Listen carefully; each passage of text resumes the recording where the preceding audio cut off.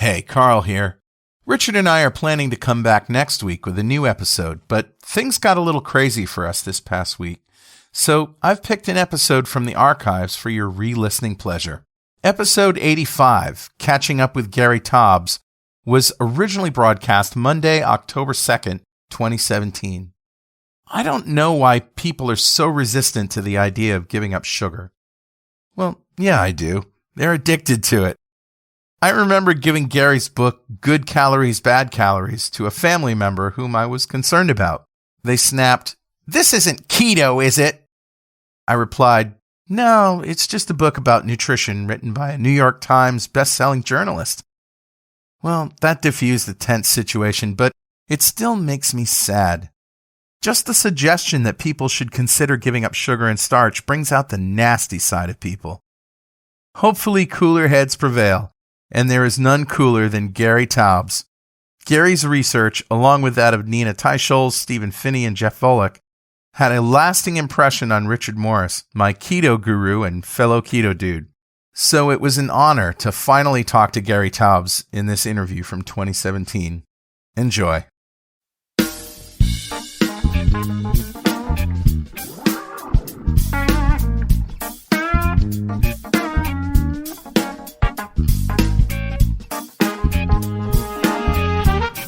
Welcome back to Two Keto Dudes. This is Carl Franklin from Connecticut in the United States.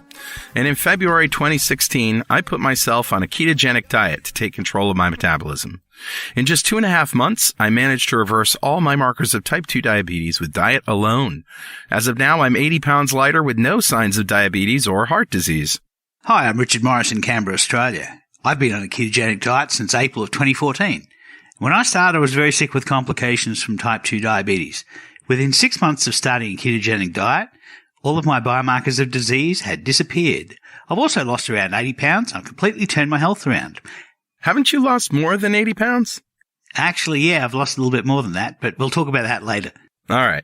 Well, this show is a document of my progress through ketosis and Richard's experience thriving for years in ketosis. I'm a firm believer in that. And hopefully that might help a few people who are curious about this kind of dietary hacking. Yeah, we're not doctors. We don't want to give anyone any medical advice, but we are keen to share our own experiences. We're actually both software developers, so we're not afraid of a little technical detail, are we, Carl? Nopey, nope. And we've done some research into our own deranged metabolisms and the science behind them. We hope to share some of that research. Where possible, we intend to put links in the show notes to cite research supporting any claims that we make. And you'll probably work out pretty quickly that we're both foodies. Sure are. We love to cook and we love to eat. In every episode, we both share a keto recipe that cannot be denied. Denied? I did. Denied. So, let's start podcast number 85, Catching Up with Gary Taubes.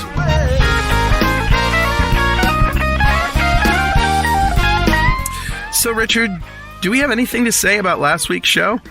Last week's show, that was the Obesity Code podcast. That's right. Yeah, the pilot. And, yeah, we've had such a lot of comments about that. We had a few negative ones. Some people didn't like the music. Yep. But we've had hundreds of comments of people saying that they enjoyed the podcast, and a couple of people were brought to tears by it. Yeah. Yeah, it was really good. So, this is it's a work in progress. We'll adjust as we go along, and we're really appreciative for all the feedback that we got. Absolutely. So, let's revisit what a ketogenic diet is. A ketogenic diet is low carb, moderate protein, high fat. For us, low carb means 20 grams or less of carbohydrates per day. Yeah, and for me, that really has to be below 10 grams a day. And everybody's going to be different, but under 20 will get most people into ketosis. That's right. And moderate protein, that's 1 to 1.5 grams of protein a day for every kilogram of lean body mass that you have. That's whatever your weight is minus your body fat. And then the rest of our energy we get from fat. The fat on your plate or the fat from that Krispy Kreme donut you ate a decade ago. So, Richard, how was your week, man? Yeah, it was actually good. I've been fasting sort of Monday and Tuesday every week for the past 2 months. It was something that when I got back from America, I found out that Julie, who'd never fasted beforehand, never done any extended fasts beforehand, had spontaneously done on her own while I was away, and she did a 2-day fast and found it wasn't any problem for her. So by the time I got back, she said to me, look, I want to do fasts more often. Yeah. And so I said, fine, well, let's do it. And so she wanted to try a fast for 2 days, and she wanted to eat no food. We started originally, we were just having like a bone broth, but after the first couple of weeks, she's on a water fast, and I am too. And so every Monday and Tuesday for the past 2 months, I've been water fasting, which has been awesome. Awesome. And at the end of this week, on Wednesday, after my 2-day water fast, I actually went a third day. So after a 3-day water fast, I was the lowest weight that I have been since I was 22 years old. Oh, and wow. that was coincidentally also my 52nd birthday. So that's the lowest weight that I've been in 30 years. And how much weight have you lost now? Entirely 94.6 pounds. Wow. It's 43 kilograms. So, wow.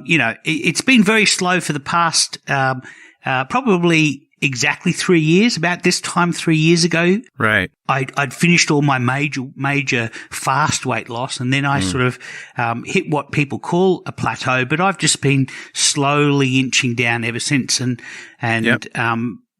I believe that has a lot to do with just slowly reducing my insulin resistance as I slowly replace fat, because as we know, fat lives for about 10 years, and you lose about 10% of your adipose tissue or your adipocytes every year will die and be replaced by new ones. And so in the past 3 years, almost 30% of my adipocytes never knew being in a diabetic body. So they're nascent, they have no experience with it. So that's part of how the weight loss happens after your initial big drop.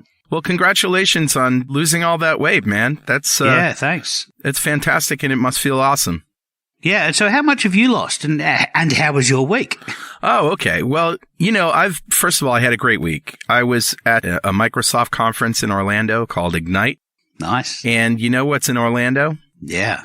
Texas de Brazil. It's sort of like meat eater's paradise. Anyway, I have been at the same weight. Like, I've lost 80 pounds, and I've pretty much stayed there for over a year.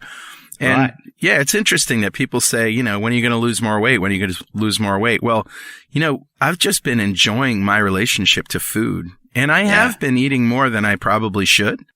But it's just been so nice to not be sick and to not be hungry all the time and to eat what I want. And it's sort of like the new normal, and no diabetes, no heart disease. Like, I feel great. I don't have any aches and pains. I have no stiffness. Nice. I've got lots of energy. Yeah. So, I'm just coasting. Yeah. And what's interesting is that most people who diet rebound and they go back to the same weight again. And, it's remarkable that you can eat pretty much what you want, ad libitum, and you're not putting on that 80 pounds again, which is remarkable. So even though people say, I'm annoyed that I'm not continuing to lose weight, there is a lot to be said for the fact that you can live a very good life and not go back to where you were. Right. Well, most people get psychologically depressed and defeated when they stop losing weight. And I just am not that guy. I just am. I'm counting my blessings here, Yeah. And I know that it just takes a little modification of behavior to move to the next level, or just waiting it out, like you said, letting your adipocytes die off and your insulin sensitivity come back. But that brings me into what my plan is for next week. I'm going to try another 5-day fast. To tell you the truth, I feel like I'm addicted to fasting. And I don't know if this is healthy or not, but I love the feeling of being fasted. Yeah. That after day 2. Oh, yeah. After day 2. And I would say it starts for me on day 2. Day 1 is, but day 2 and onward, and I never stop fasting because I'm hungry.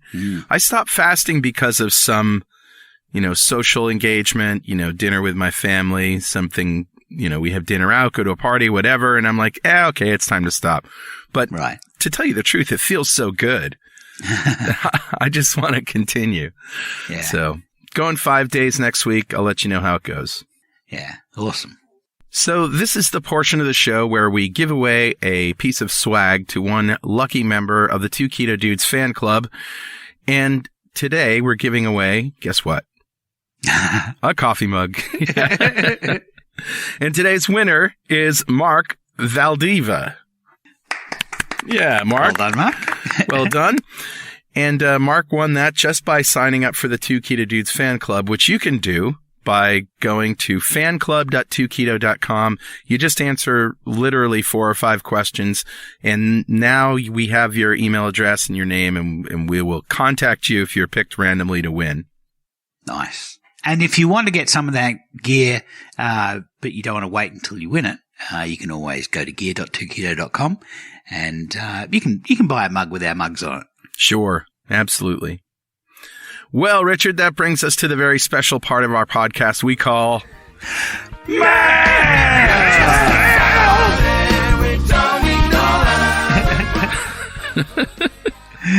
I never get tired of that. Every week for 18 months. All right, I'll go first. This is actually a private message, but I will not read their names just because, they didn't give us permission to talk about it, but it's a great story. Okay, sure. So the message says, early this year, my wife and I were sluggish and always fatigued and probably on our way to being diagnosed with diabetes, since it does run in our families. Mm-hmm. In June, my wife's cousin and his wife came for a visit. Now, please keep in mind, this man, at his fittest, was always a hefty person. As he walked through my door, I was beside myself. I had known this man for years and never seen him this thin, even in pictures of when he was younger. He looked like me when I was in high school. And when I asked how he had lost all that weight, his wife laughed and said, "We eat fat." At first, I dismissed that comment and figured they were pulling my leg. But as they kept talking, I started to make note on certain key phrases such as keto, ketogenic, two keto dudes. That's us. That's us. Yeah. Later, as I researched what ketogenic was, I found way too much information with no direction. I decided to listen to your very first episode, and although you had started your journey the previous year, it felt as if I was starting right along with you. I spent the rest of that day trying to explain this lifestyle to my wife. And that night she made me spaghetti, so I held my ground and went through the plate, ate the meat, and left the rest. But to answer your question, yes, she was mad. I never leave her food on my plate, but she saw that I was serious about this, and I really wanted to give it a try. So I started June 4th, and I lost 20 pounds within the first 2 weeks without exercising. Nice. Yeah.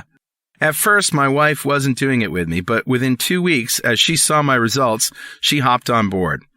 I had to take the time to thank you guys for the podcast. You gave me enough knowledge to keep us going and be able to answer my wife's questions, but I also have to thank my wife, since her tenacity in searching for recipes has opened up a whole new world of healthy and delicious food for us. We are Hispanic, but mainly eat Italian in our household. Now it's all keto. Since June 4th, I've lost 50 pounds. Well done. Also said goodbye to aching and stiff knees, low energy, and a whole lot of oversized clothes. My wife has lost 30 pounds and still going. We have paid it forward. Her best friend has also lost about 30 pounds, and her and my wife now sit during our kids' karate class and exchange recipes and bring new delicious food to each other. Isn't that awesome? Yeah, that's such a good mail. I'm not going to do one. I think that really this is exactly why we did the Two Keto Dudes podcast in the first place. Well, maybe the first month we were doing it as a commitment device for you to give you a reason to justify doing a ketogenic diet. Hey, I'm doing it on a podcast. But after the first month or so, it was the feedback we were getting from viewers, or listeners, I should say, who were saying, look, I'm taking on board what you're doing and it's making a major difference for me, and now I'm taking it on to other people. That's why we kept doing it. And so for us, really, it is an opportunity to pay forward for the people who taught us and brought us along on this path.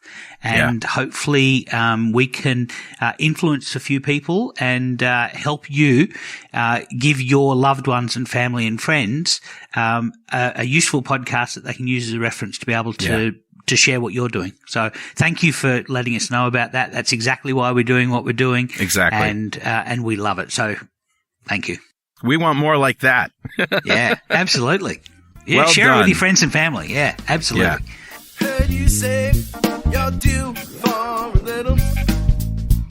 Well, we are very excited to finally have on the show, almost embarrassing that it's taken this long, Mr. Gary Taubes. Gary is an investigative science and health journalist, co-founder of the nonprofit Nutrition Science Initiative at nusi.org. He's the author of The Case Against Sugar, Why We Get Fat and What to Do About It, and Good Calories, Bad Calories, published as The Diet Delusion in the UK. And there's more, but Gary, you also wrote a book called Bad Science, right?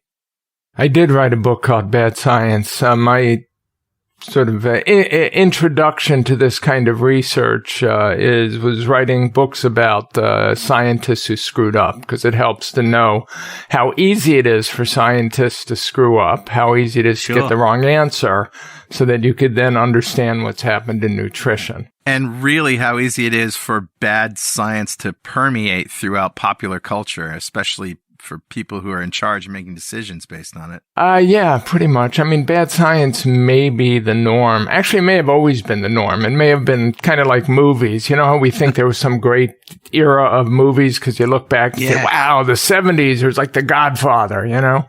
But then there was all the crap that we forget about that was made with the 70s. And the same thing could be true for science, where you forget about the crap and the mistakes and the thousands of researchers who are doing, you know, mediocre or worse work. And you only remember, you know, the Niels Bohrs and the Francis Cricks and people like that. So in this case, the mediocre guys won. Right. So that's the issue. By the way, thank you for having me on your show. It's great to, you know, finally be here.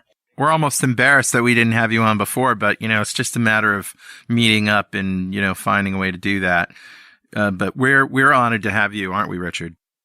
Yeah, absolutely. I think that specifically bad science in the era of nutritional policy is bad science that can be compounded to cause dramatic damage to all of us. I mean, here I am a type 2 diabetic, and you know, I've personally suffered from some of that bad science. Well, this is one of the problems, is when you invoke bad science in public health, the American Medical Association, the American Heart Association takes this stuff on. It's hard to back out of it once you've started giving recommendations that may be wrong. Yeah. It's hard to ever acknowledge that. You know, like, are we supposed to send apology notes to the millions of people around the world who may have taken our low-fat diet advice and, you know, sort of accelerated their deaths by doing so? And you could kind of get in legal trouble if you acknowledge an error like that, too. Like, if you have good lawyers, they're telling you, hey, wait a minute, let's just back off the "we're sorry we screwed up" letter. Right. And why don't we just sort of slowly move into giving the right advice and pretend we were giving the right advice all along, and that way we may not have the kind of issues we have if you actually acknowledge that you did far more harm than good. So, man. It's like turning around a large ocean liner at sea. You know, it's easier if you just take small little incremental steps. And I know with public policy here in Australia, our version of, I guess, of the NIH is an organisation called the CSIRO, the Commonwealth Science Industry and Research Organisation. And they've been releasing diet books every 5 years for the last 20 years. And every point they make a slight adjustment. And they basically have a low-carb book. It's not high saturated fat or it's not releasing the inhibition on saturated fat. That's leaving something to put in the book in 5 years' time. You know. Well, you know, I find it particularly hard to convince doctors, and not only doctors, you know, to just look at science and just look at the latest science. It's hard to convince them to even look at it. But I find that family members are the last people on earth who are going to admit that you know something that either they don't know or their doctors don't know. And, you know, when you come out with some of this stuff, they look at you like, how could my brother-in-law know more about this stuff than all these people who have been telling me all these facts for so long, right? And I mean, the truth is that's usually a pretty good bet, right? Because if you were spouting off about nuclear engineering or, I don't know, even car repair, it's quite likely that they would say, look, the guys on Car Talk know better, even if they've passed away. Yeah. They've got to, right? I often wonder if my mother was still alive, whether she would buy anything I was saying, or whether she would keep telling me what they say, and they would be, these sort of vague people who show up under the term scientists or researchers in newspaper articles. Well, if my mother was your mother, she'd say, I read your book and it's very interesting, but you got to eat your vegetables. Stop eating that fat. That's why I do eat my vegetables. In all honesty, all the research aside, and I know that the official wisdom on this is that the essence of a healthy diet is fruits and vegetables on the plate. I never actually found, in all my research, I never particularly found any good science to back that up, any meaningful evidence, but I eat a lot of green vegetables because my mother told me to eat green vegetables when I was younger, and can it possibly? When I first got into this research back in the late 90s for this investigative piece I did on the journal Science, that I spent a year doing this article on dietary fat, and I remember at the end of it, I don't know if this made it into the final copy, but I was quoting one of the world's leading researchers on dietary fat and nutrition. He was saying, look, if we just say that the only thing we have any confidence in is that you should eat your green vegetables, people might wonder, why haven't we done all this work? Wasn't our mothers telling us that, exactly $2 billion ago? Yeah. So I know this is probably the 90,000th time somebody's talked to you about your last book, The Case Against Sugar, which came out admittedly last year. So you've had a lot of time to promote it, but there are still people I know out there that listen to the show that may have heard about some of the corruption with the sugar business in the decades ago, and but didn't read the book. So I'm just let's shock them. Well, I was actually going to bring this up about our last point, so I'm not going to shock them at the first. But what's fascinating to me about this, so with the help of this extraordinary young researcher named Kristen Kearns, actually she did all the work. I just got to take some of the benefits. She had dug up basically the publicity plan that the sugar industry used through their arm, the Sugar Association, to convince the scientific community, or to help convince the scientific community, because I'm not sure they needed convincing, and that's the point, that dietary fat was the problem and all our woes, and that there was just nothing unique you could say about sugar that would, implicate it in being a unique cause of obesity or diabetes. So I wrote about this in the book, and Kristen published an article with her colleagues at UC San Francisco on this last fall that then made it into the front page of the New York Times, that basically explained how the sugar industry had paid researchers at Harvard something like $50,000, which was a huge sum at the time, to write the series of articles saying that dietary fat is a cause of chronic disease and that sugar is benign. Now, I don't think they had to pay him much, because these guys legitimately believed that dietary fat was the cause of all our heart disease and obesity, and that sugar was benign.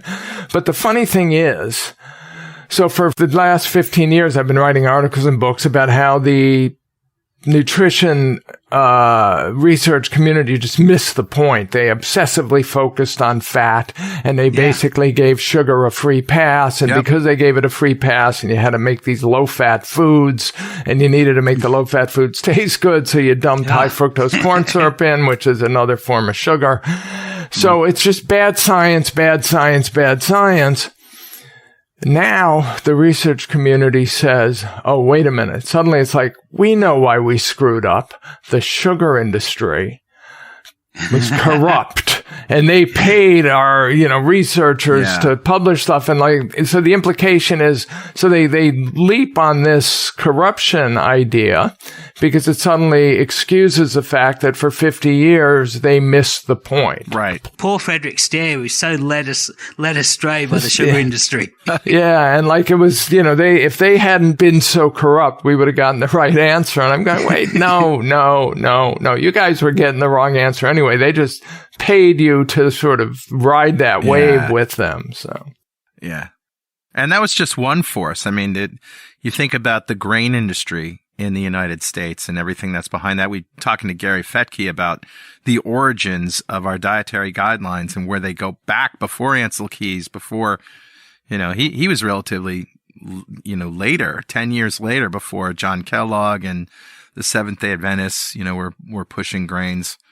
Well, this is the thing. I also, they had this, coming out of the 1930s, the nutrition community knew that you could get vitamin deficiency diseases if you ate unbalanced diets. They didn't know how to define a balanced diet. Nobody really ate a balanced diet back then anyway, because fruits and green vegetables are often very hard to come by. But they knew that if you ate a very unbalanced diet and you lived on basically refined grains alone, you would get these vitamin deficiency diseases like pellagra or beriberi or scurvy. So in the 1940s, led by the infamous Fred Stair and the Harvard School of Public Health, they thought, how do we avoid getting deficiency diseases? How do we avoid an unbalanced diet? Well, let's eat a little bit of everything. And this was the beginning of the concept, also the balanced diet. So, and the major food groups. I think Harvard had 7 food groups, and then the U.S. Department of Agriculture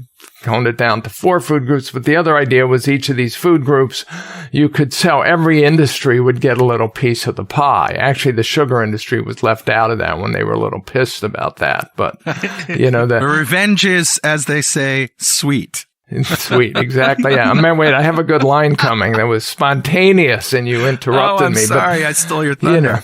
Think about it, that the America the Beautiful is amber waves of grain. Absolutely. It's not amber waves of broccoli or amber waves of cauliflower. It's amber waves of grain. That's what we sell. That's what the Great Plains is all about. And the fruited plains. You have to include that. Yeah. So anyway, that was never any really good science behind this. There was just a lot of sort of what seemed like common sense. But the problem is, I think it was Voltaire who said common sense is not all that common. And science is about often demonstrating that what we think is obvious is not. So, So long story short, we have been led astray in a number of ways. And the sugar industry was just one part of it. The sugar industry was just taking advantage of what the bad nutrition and obesity researchers gave them. And, it still is. It's very funny. It's not funny. It's kind of tragic. So here in San Francisco, I live in Oakland, across the bay from San Francisco, and they tried to pass a law saying that, you have to label sugary beverages as being contributors to obesity and diabetes. I think the terminology was relatively benign, because saying it contributes to it is like, I don't know, not particularly damning accusation, because you could say broccoli contributes to it. Pretty inaccurate. Anyway, so the sugar industry, the beverage industry went to court to try and stop this labeling, and they lost in the first court, and then they appealed, and they just won the appeal. And they won the appeal basically because of this idea that diabetes is caused by obesity, and obesity is caused by eating too many calories of all types. It's an energy balance disorder. This is my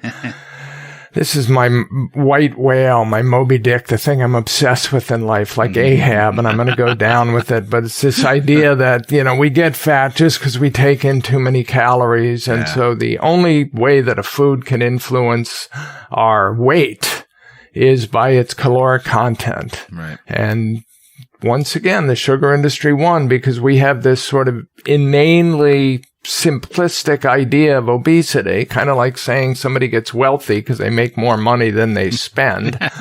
And that's our theory of obesity. People get fat because they take in more energy than they expend. And because of that, the sugar industry continues to sort of, march off unimpeded, except by the public is finally catching on. But, it's incredible, really, because, a calorie is a physical unit. It's what? Raising a milliliter of water by 1 degree from 15 Celsius to 16 Celsius or something, the energy required to do that. So, it has a very defined term.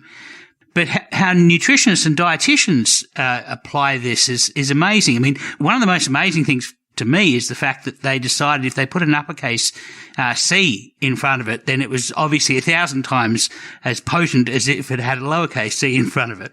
And it was very sciencey by using a unit of 1,000 to multiply this thing by. So it was almost a metric measurement. But when it comes down to it, calories in and calories out does define the flux of energy into and out of a system. But what we do with that energy, I mean, the amount of insulin that we have flowing through our body determines how much fat we're going to use, how much fat we're going to liberate into our circulation. It determines how much fat energy we're going to use in our mitochondria. It determines everything about how we're going to use our energy. And these things are not in our control. I mean, you can say to somebody, well, all you need to do is go out and do a bit of exercise, but how many calories they actually use during that day that they do that exercise in is utterly out of their control. You know, it's just remarkable. So it's funny, after this case was decided last week in San Francisco, I got a hold of the brief that was filed by the city of San Francisco to argue that they should get to have this label. And in it is the expert testimony from their expert witness, who is the most influential nutritionist in the world. Okay. As he himself says in an expert testimony, he talks about his 1,500 papers that he's published, and he's about the top 5 most cited scientists in the world. So in his expert brief, he has this. I'm going to read this because this is his definition of what causes obesity. So he says, obesity arises as a result of an energy imbalance between calories consumed and calories expended, creating an energy surplus and a state of positive energy balance, which in turn results in excess body weight over time. Okay, so this is the world's leading nutritionist. Wow. Making a sense. And I said, here's the logical equivalent of that if we're talking about wealth. Right. So I took his sentence and I just made it about wealth instead of obesity. And this is what it says. It's the exact equivalent. Wealth arises as a result of a money imbalance between dollars earned and dollars spent, creating a money surplus and a state of positive money balance, which in turn results in excess wealth over time. That's so true.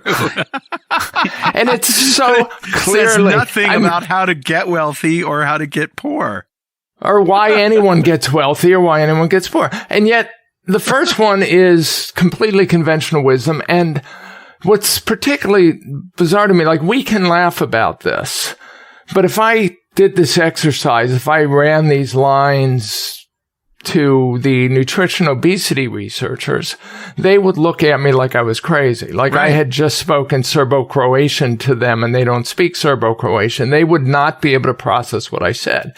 And if I emailed it to them, they wouldn't respond. Or if they did respond, they would respond without addressing, because I do this all the time, send these things out and say, just explain to me why a statement that is clearly absurd when talking about the accumulation of excess money is somehow profound and meaningful when talking about the accumulation of excess fat. Yep. And I'm going to make the logic identical, and it's the cognitive dissonance is so profound. And maybe I'm crazy. I don't know. I think that's an exercise in the English language, being accurate, you know? You would think so. But nonetheless, exercises like this tend to fail me entirely. So there is a serious possibility that not only am I insane, you guys have been infected by this insanity. And if you think you somehow lost weight by dint of understanding the basic logic better than the nutrition community does, then you're obviously demented as well. And I'm sure if we really interviewed your family members, we would find out that you're not a pound lighter than you've ever been. It's actually so profound what you just said there with taking that same sentence and making it about money that I would be tempted to print it on a business card. One side about weight and obesity and the other side about wealth, and just hand it out and say, you know what, study both sides of this and you tell me what you think about calories in, calories out now. I mean, it's just this is so profound. Yeah, I suspect the next time I give a lecture or my Why We Get Fat lecture, I'm going to start with this exercise and then just, it kind of gets to the root of it. It makes it a much shorter lecture. Yeah, right. But, I don't know. Sometimes I'm just mystified and I read this stuff and I think, how could they have written this sentence? When my book was reviewed in the New Yorker by a professor of medicine at Harvard named Jerome Groopman, who is very well-respected writer. He's a writer, actually, I respected until he reviewed my book. And in my book, he said, that, how did he phrase it? The importance of calories is one of the few undeniable facts of nutrition research or obesity research. And I thought, and I actually wrote this to the managing editor of the New Yorker. I said, if he had written, if this was a piece about economics and he had written the importance of money, it's one of the few undeniable facts of economics or the importance of dollars, he would have taken it out, right? He said, we don't have to say this because it doesn't explain anything. We know dollars are important, but thanks, genius. And I mean, this guy, he's got a college degree. He's at Harvard. He's a smart guy. He's got a long list of publications. Anyway. Yeah. It's a strange world. So what else can I do for you guys other than ramble about like Ahab about the whale? So, Gary, I'm interested in the Nutritional Science Initiative. Where does that stand currently? Okay. The Nutrition Science Initiative, which is my not-for-profit that co-founded with Dr. Peter Attia to basically get the research funded that we think needs to be done to resolve the kinds of controversies that we're talking about. We ran into difficulties about 2 years ago. Peter left, the billionaires who funded us, the Lauren John Arnold Foundation, when our funding ran out, they decided in effect that they might be able to do what we do themselves and fund research, which indeed they have done. They've now funded one of the studies that we wanted to see get funded, and there'll be press releases about that in the near future. And so we have been sort of coasting along without funding. We do this mostly as a hobby. We're still doing what we did, which is try to get research funded. So there's about 4 projects that I'm actively trying to raise money for. And probably in October, I will start talking about these more online. A type 2 diabetes project, a type 1 diabetes project. We have proposals for both of those. And then, Nice.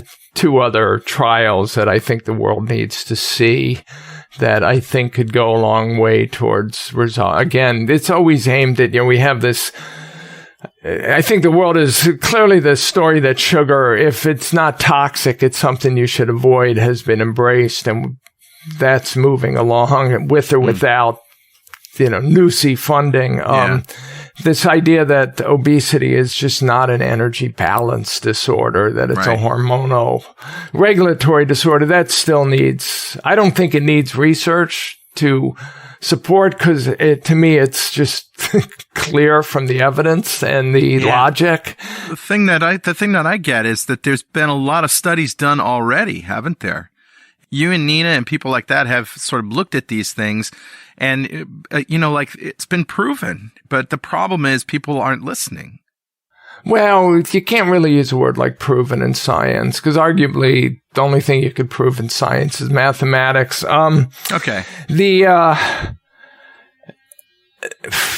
It's like this evidence, like a Rorschach block. You see in it whatever you want to see into it. Yeah. You decide if you like a study, that's because if a study confirms your preconceptions, you figure out reasons why they did the science particularly well. And if a study refutes your preconceptions, you figure out why they did it badly. And there is pure science though, right? There is, but it's very hard to do with human beings. We just screw everything up. We think for ourselves. We don't follow instructions. These studies are just really hard to do right. Yeah. And that's why we founded NUSI. They're also very expensive to do right. And, they're major issues. Like one is on the health aspects of dietary fats. So should we be eating saturated fats or polyunsaturated fats? The research community, with the help of Nina and with my help and with the help of others, managed to finally get rid of this idea that we should be eating low-fat diets. Right. Yep. But that has been replaced with the idea that we should be eating higher fat diets, but we should, instead of eating saturated fats, we should replace them with polyunsaturated fats. Vegetable oils. Which in reality means instead of eating foods that we've been eating for millions of years, like butter and animal fats in particular, we should be eating vegetable oils, which are relatively new, if not kind of brand new inventions in the term of, in the context of human history. Right. So that's very questionable. The epidemiologists seem to believe that's true based on their research. I think their research is a pseudoscience, so the question is, how do you resolve that? What kind of studies can you do to say, are we better off eating the kind of animal products we've been eating, ethical and moral issues aside, and environmental issues aside? Should we be eating, mostly animals or mostly plants, mostly animal fats or mostly plant vegetable oils? Right. That kind of research to do right's $50-100 million per study. So what do you think about just collecting the N of 1 studies, of people, anecdotal evidence of people like Richard and I, what we've done, and the people that we know that have easily reversed diabetes? You see the same stories over and over and over again, right?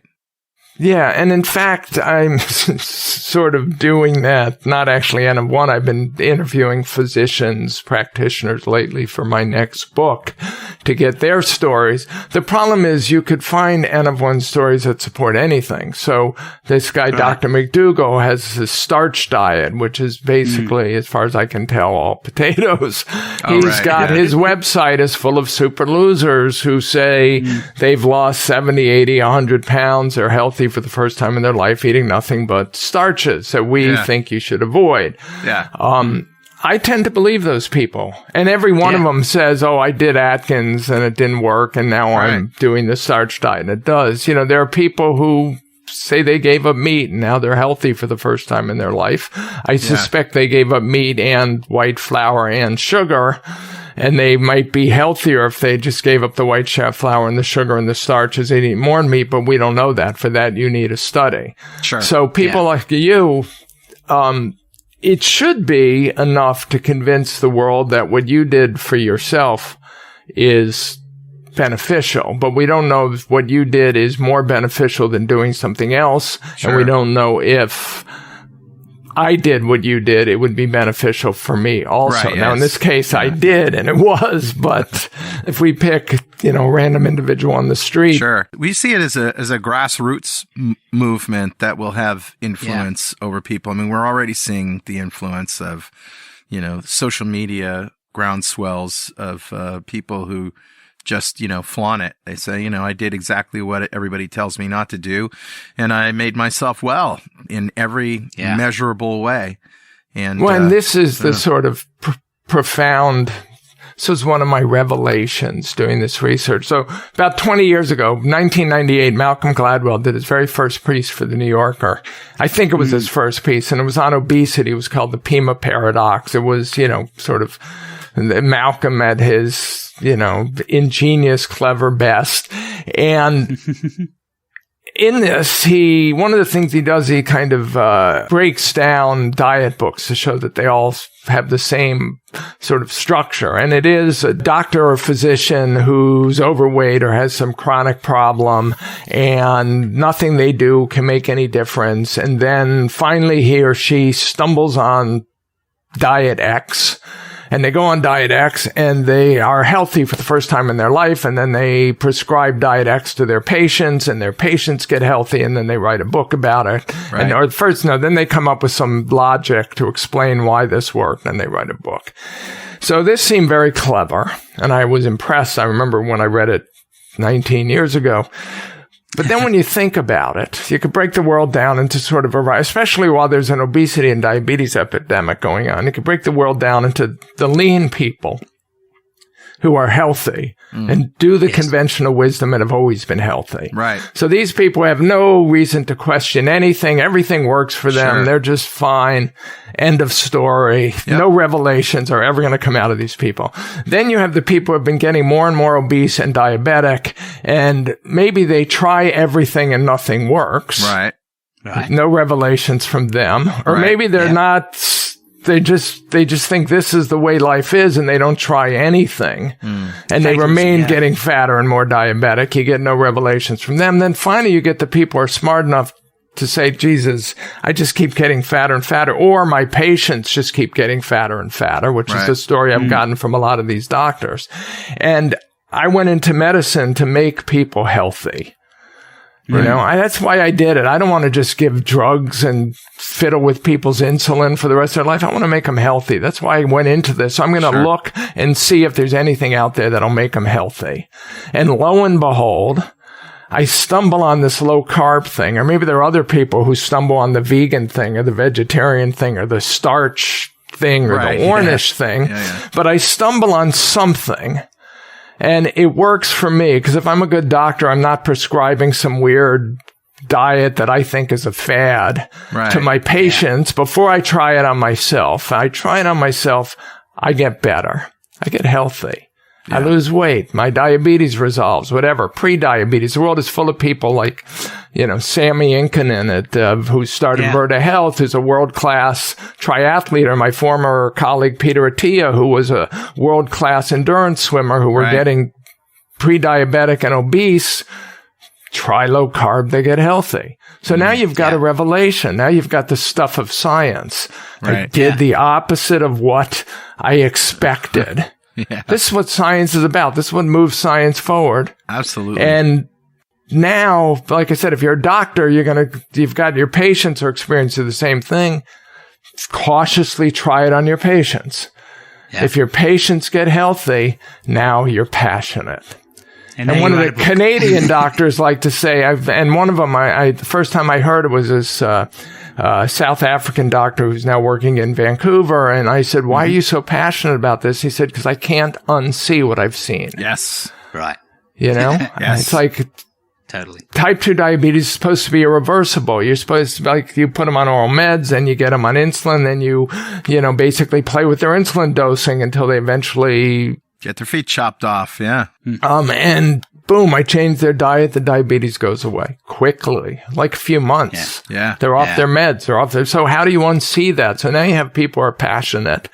Passionate people want to tell other people about their passion. So they're going to write books. It's like what Malcolm wrote and sort of made fun of and I thought was funny is actually the only way the world moves forward. But this is any other scenario, you get no change. That's absolutely true. We've been very careful to not give medical advice and to say that everybody can benefit from a ketogenic diet. There are clearly people that shouldn't fast, for example. There are clearly people that have insulin sensitivity, that are fit, that have a good exercise routine, that eat whatever they eat, and they don't have any health issues, that, you know, maybe they don't need that. But certainly, you know, we being middle-aged white guys with type 2 diabetes and obesity, you know, it worked for us. We tend to be careful and say, this is what we did.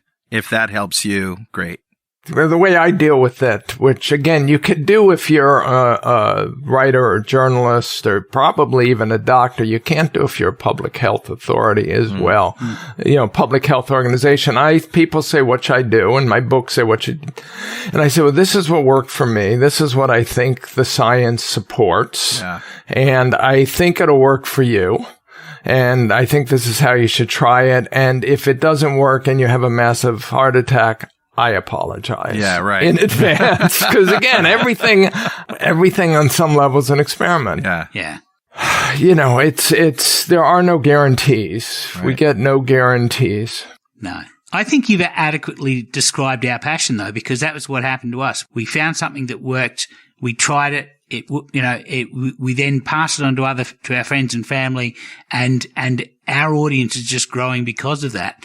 And I mean, that really was our passion, is the fact that we cannot now unsee this. I see diabetic people, type 2 diabetics, all the time. And that's the basis of our passion. So as you say, this is how things change. And in our particular instance, what we're trying to do is we're trying to teach the grassroots that type 2 diabetes doesn't have to be your future. Right. It can be reversed, and there are ways to do it. It worked for us. And by the way, it's delicious. And by the way, it is totally delicious. The food, the treatment is lovely. So, and that for us, our theory is, if we change the grassroots, if we have hordes of angry type 2 diabetics going to their doctors and saying, this is how I'm going backwards in my diabetes is reversing, this is what I'm doing, hopefully that will be a ground up change, rather than trying to convince a top-down approach. And we're certainly latecomers to the game. I mean, our podcast started just, in 2016, but, there have been people out there banging this drum for years and years and years. Jimmy Moore comes to mind. He's been great to further the information and knowledge about low carb. Totally. Dr. Atkins and Eric Westman. I mean, there's been a lot of people that have done that. Well, this is the thing, and it's just, why wouldn't you want to?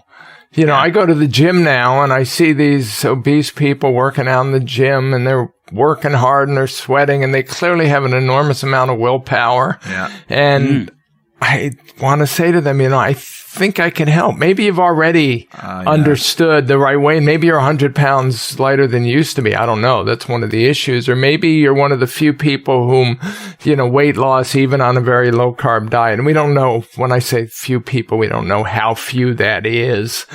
But maybe it doesn't work for you. But if you've never heard of it, or I can help. And you can't say it. You can't walk up to strangers it's very and hard. say, It's very hard. I can't do that cold open. Yeah. I carry business cards that basically say, here's what I did, here's what I looked like, and here's, some information for you if you want it. And I find it very easy to just hand that to people and say, hey, I think you need this.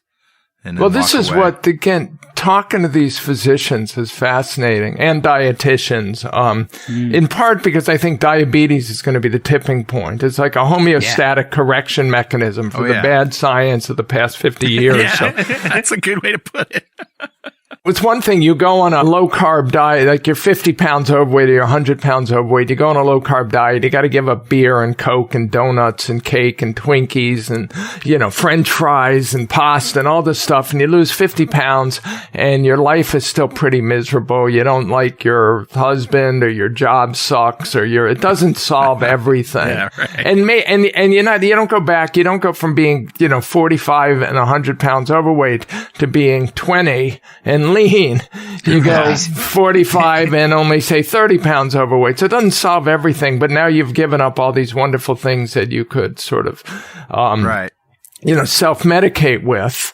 And then your doctors say, oh, well, you're going to kill you, right? Because you're eating drinking saturated fat, man. That's going to kill you. The meat's going to get roof, dude. Yeah. So that's issue number one. And there are people, it's very easy to say, this just isn't worth it. And then you fall off the wagon, you stay off the wagon. But if you're a type 2 diabetic and it's a choice between injecting insulin or not, having a chronic disease or not, that's a different form. And now the risks, the sort of benefits and risks are different.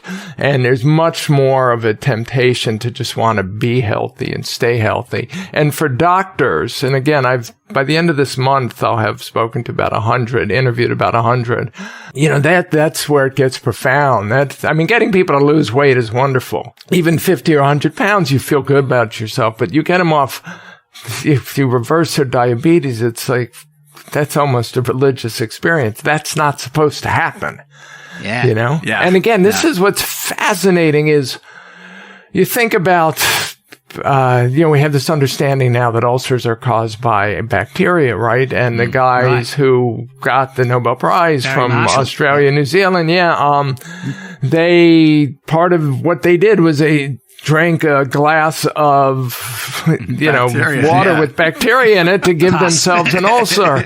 And you demonstrate something that the medical community doesn't think is supposed to happen, you win a Nobel Prize. Yeah. In this field, with 50 years of cognitive dissonance, you do something and you get your patients to do it and you get hundreds, thousands to do it and demonstrate something that isn't supposed to happen. It's like, well, it could have happened. They won't stay on those diets anyway, or, they're just eating less, or it's just one rationalization after another. I like the advice from doctors that, a ketogenic diet or a low carb diet is too hard and people can't stick to it. Oh yeah? Well, how does that explain the potato diet? Come on now. Yeah. What's harder, eating ribeyes and eggs and bacon or eating nothing but potatoes?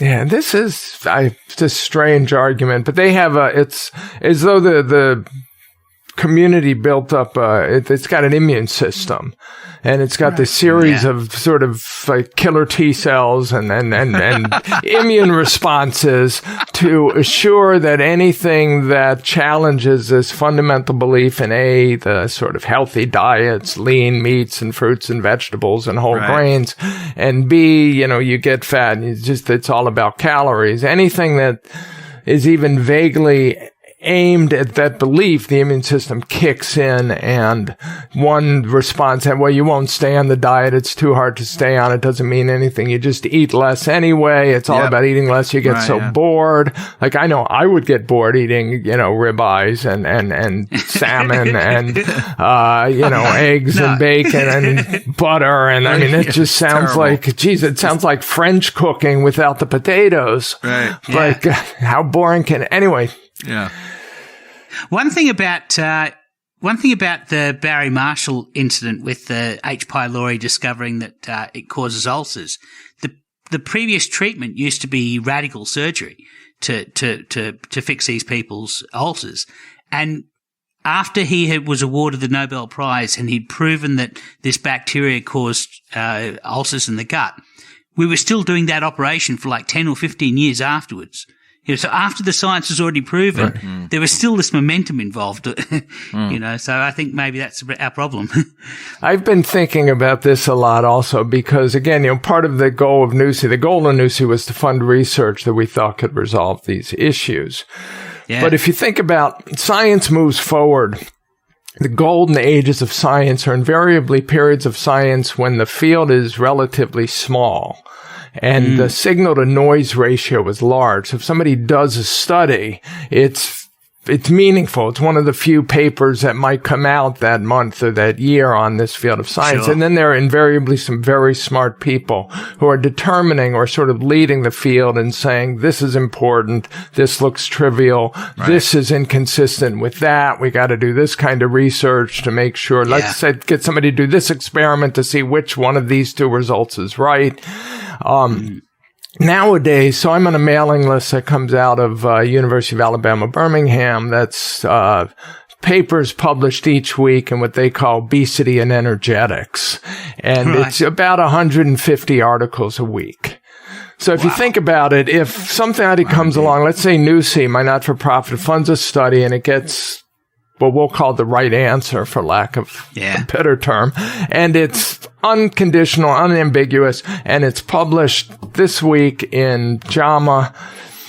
Not only are there 49 other articles published that week that all embrace the wrong paradigm, there's probably, say, 10 weeks or 20 weeks of papers in the pipeline that are all written from the perspective of the wrong paradigm. Some of them have already been accepted. Many of them have been accepted for publication. Many of them are in proofreading. So if you go forward 10 weeks into the future and you still have 1,500 articles that have been published embracing the wrong paradigm, and one diamond. And one diamond, So one piece of wheat and 1,499 pieces of chaff. And now you have to expect that the community's smart enough. So now you go forward a year. And some people are going to catch on that this changed the world, that this paper changed the world. But a lot of people are going to just do literature searches to see what they should reference for their papers. And there's going to be several orders of magnitude more articles published that year that are still the old paradigm. If you look at it from that perspective, science, when it gets this big, will never change. Just the vast amount of information that is available and the fact that it expires is just a problem doing any kind of internet searches for anything. Right. I mean, you know, we're in the technology business, right, Richard and I? And so, you know, looking for stuff about some technology from Microsoft or from Google or whatever, you look at it and somebody's posted a blog post with code and all this stuff, but there's no date on it. Right? What? It's completely irrelevant. I can't use this because I can't put it in historical context, especially because this stuff changes so fast. I mean, recently the Endocrine Society in the U.S. published their expert assessment, I forget how they named it, of the cause of obesity. And it was interesting. It was kind of, there's been all these people like me saying, you guys don't get it. It's not about calories.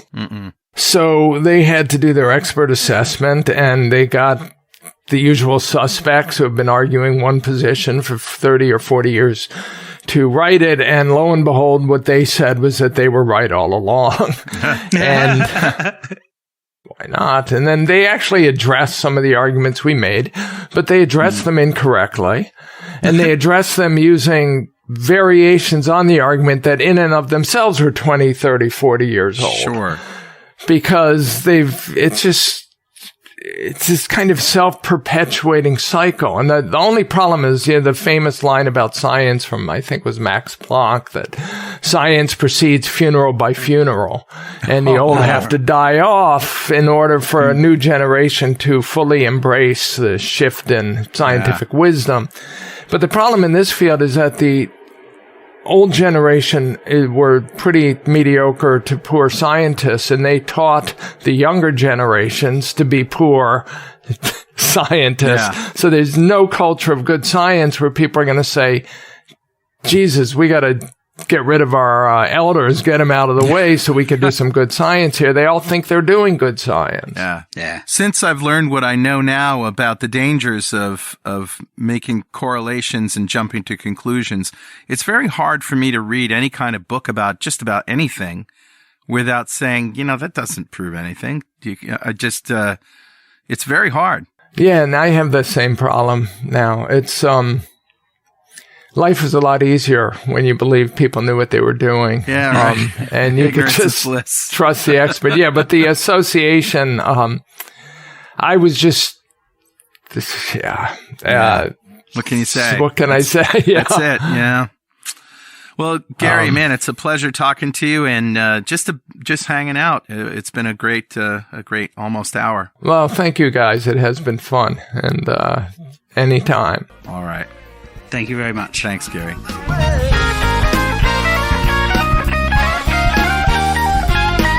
Well, wow. That was amazing, huh, Richard? Yeah, all I've got to say is, we're not worthy. Gary Taubes. I mean, what's the chances that you're going to get to speak to a man like that? Yeah, he's one of the people who is responsible for putting out the information that helped me find a ketogenic diet in the first place. And, you know, we spoke during the mail segment about paying it forward. Well, you know, this podcast that we're doing here, we're trying to pay it forward for people like Gary Taubes who got us motivated in the first place. Exactly. And it just keeps going and going and going. Well, Richard, are you hungry? Yeah, I kind of am. All right, then. I guess we should share some recipes.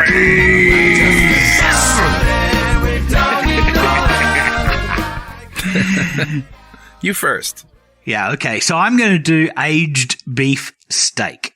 Aged beef? Now, do you mean letting it get funky and scraping off the funk? No, this is more of a tip than a recipe, but it's actually what I'm going to be eating tonight. So what you do is you buy some good beef. So what I'm using here is ribeyes from Costco. And these, they're not top of the line. That would be the Wagyu. And they're not grass-fed and grass-finished. They're grass-fed and grain-finished. Okay. They're an Angus beef, but they're still a pretty good ribeye. So you want to look after these. You want to make these nicely. So what you can actually do is you can age them in a regular fridge. And aged beef basically locks in the juice or locks in the juiciness of the beef, and it just changes the quality of the beefsteak. And so what we do, and this is a tip that I got from Jamie Oliver. Okay. I start with a regular pizza tray, and on top of the pizza tray, I put a rack. Now, I use a rack. It's a circular rack on a circular tray. It could be a rectangular rack on a circular tray. Doesn't really matter. So what you want to do is you want to put the steaks on this rack, and you put it in the fridge for 3 days. Now, you can leave it a little bit longer if you need to. What it does is it dehydrates the outer surface of the meat. So you're saying you don't cover it? You don't cover it. You don't put anything on it. You don't salt it, pepper it, or anything. You just this is raw meat in the fridge. So you want to make sure that there's nothing else touching it. You want to put it on a shelf by itself, and so all those sort of precautions are necessary. But what we're trying to do here is we're trying to dehydrate the outer surface of the beef, so that what it'll do is it'll seal in all the juices. And so, and you'll see that the steak will change color over the 3 days. It'll get darker. Get brown.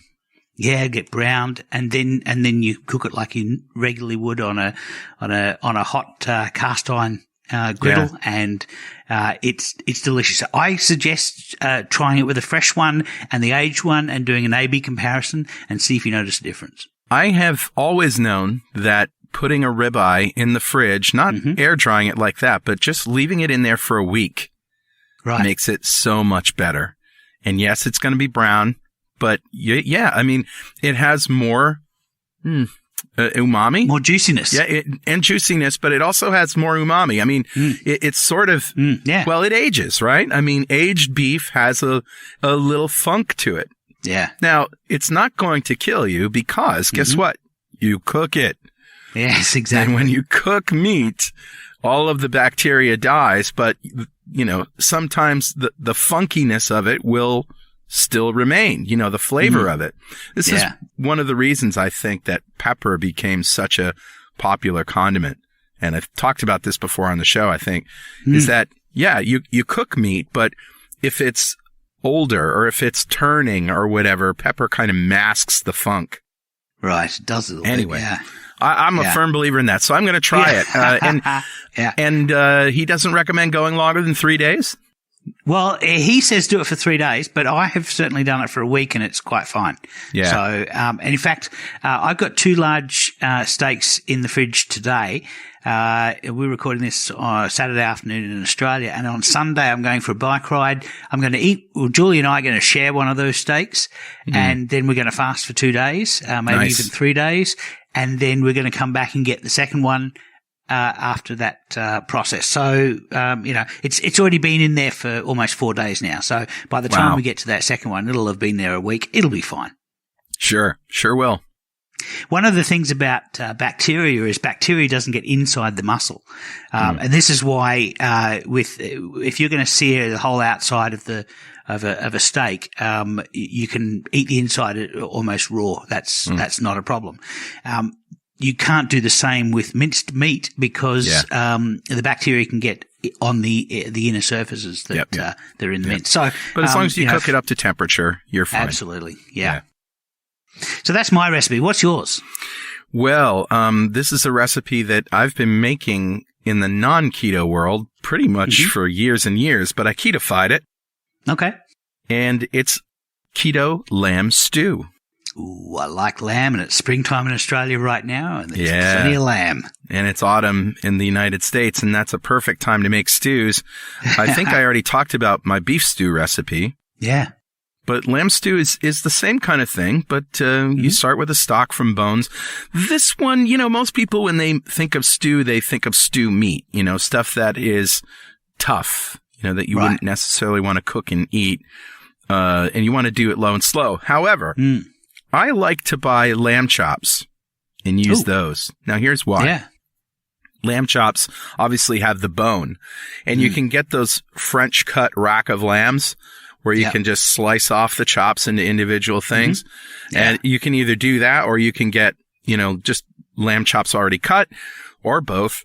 Now, what you do is there's like a little circle of meat attached to the bone, right? Yeah. That's the loin, isn't it? That's right. Yeah. You cut out that circle of meat and set it aside.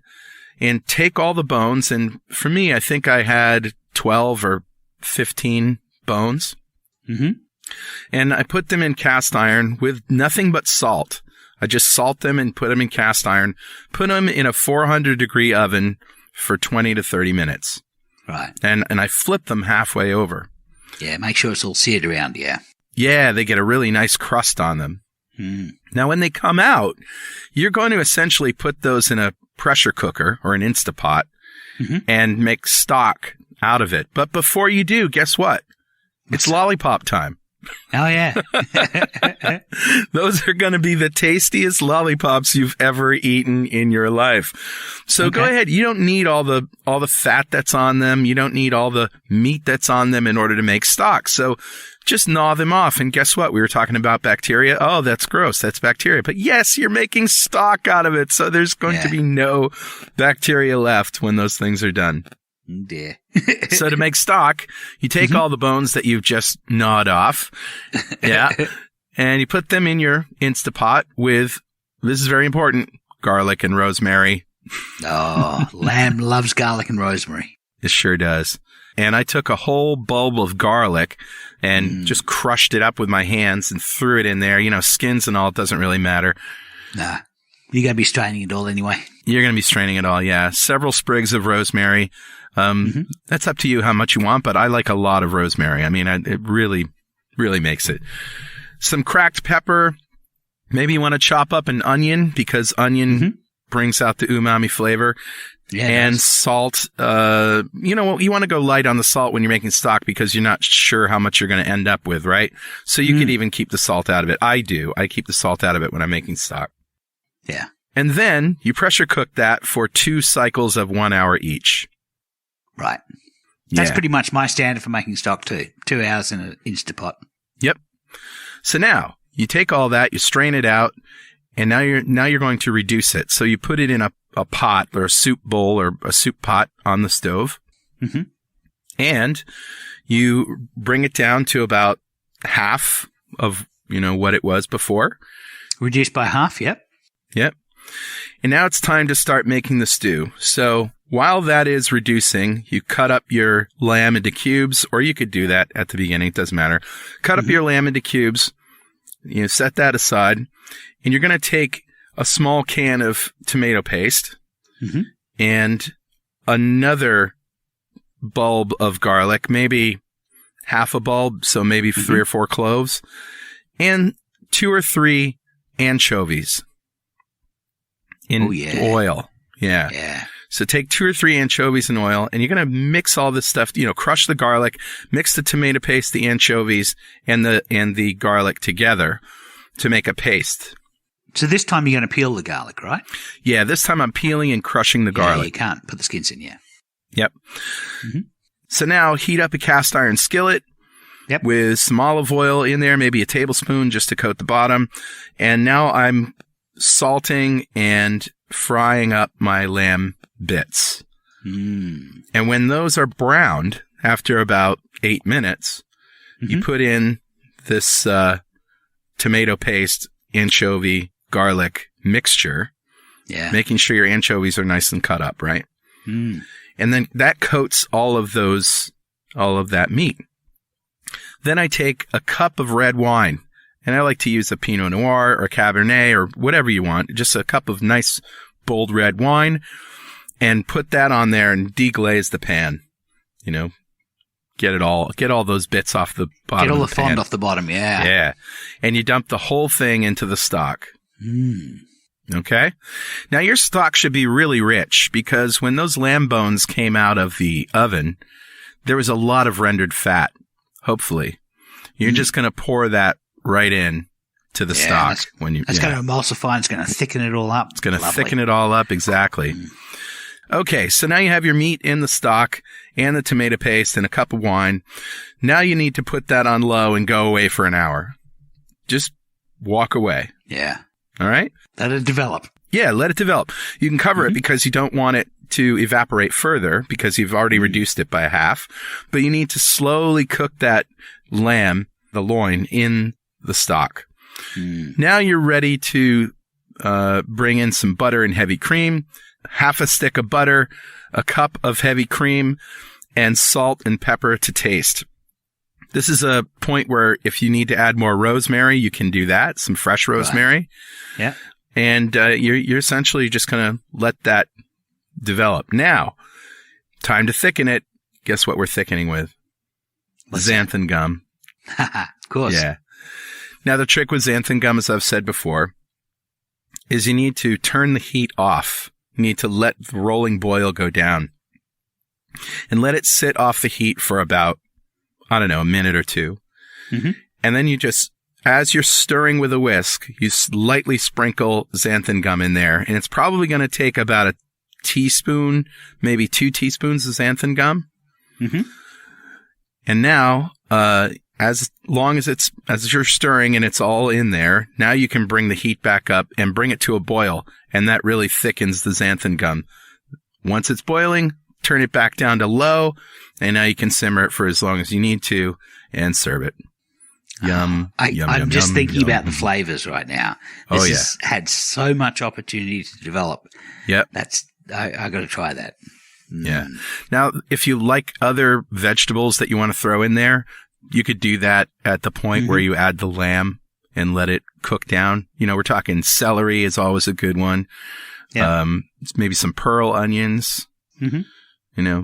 Vegetables like that. Maybe, I don't know. You can think of any other vegetables, Richard? Yeah, I would think with lamb, something low carb. You don't want to use too many root vegetables, but parsnip is pretty low carb. Yeah. You could also you could use florets of cauliflower. Oh, sure. So both of those would work really well. In fact, florets of cauliflower you can poach beforehand and throw them in like dumplings, which is also delicious. Yeah. Yeah, or you could, broil them with oil like I do. Put them under a broiler and get them all brown and crispy. Oh, yeah. Or your Brussels sprouts. Brussels sprouts, so sure. Oh, yeah. Yeah. Okay, now that's how we do that's the keto version of pumpkin spice right there. Yeah. Well, I'm actually going to do that. I've got some steak to eat first, and then I'm probably going to do some lamb pretty soon too. Very good. Well, that's a show, and what a show it was. Of course, if you have anything that you want to tell us, something we said wrong, something that you don't agree with, some more research that you found to support or refute anything that we've said, send it by email to dudes@2ketodudes.com or post it on our website. Yeah, and you can follow us on Twitter at 2ketodudes, on Instagram at 2ketodudes, and make sure to use the hashtag 2ketodudes. And of course, if you want to join the free ketogenic forum, it's forum.2keto.com. And if useless swag is your fancy, t-shirts, coffee mugs, and other junk with witty keto sayings on it, head over to gear.2keto.com. And if you want a shot at getting some of that swag for free, join the 2 Keto Dudes fan club. You'll be eligible to win something in every show. Go to fanclub.2keto.com. And if you feel like supporting our now multiple podcasts and our forums, make a pledge on our Patreon page at patreon.2keto.com. And I should mention that the Patreon page is now paying fully for the ketogenic forums. So thank you very much. If you enjoy the ketogenic forums, you can find all of our Patreons on the ketogenic forums. We've got a little Patreon badge on their profile, and feel free to thank them. Definitely. You can also just hit the donate button on our website at www.2ketodudes.com or just go to donate.2keto.com. And you can also see our podcast and other videos on YouTube at youtube.2keto.com. And if you haven't already, go leave us a review on iTunes. That's how people get to know us. Absolutely. 2 Keto Dudes is brought to you by 2 Keto LLC and produced by Pwop Productions, providing audio, video, and podcast production services since 2002. Online at pwop.com. Well, keep calm and keto on, Richard. You keep calm and keto on, Carl. All right, and we'll see you next time on 2 Keto Dudes.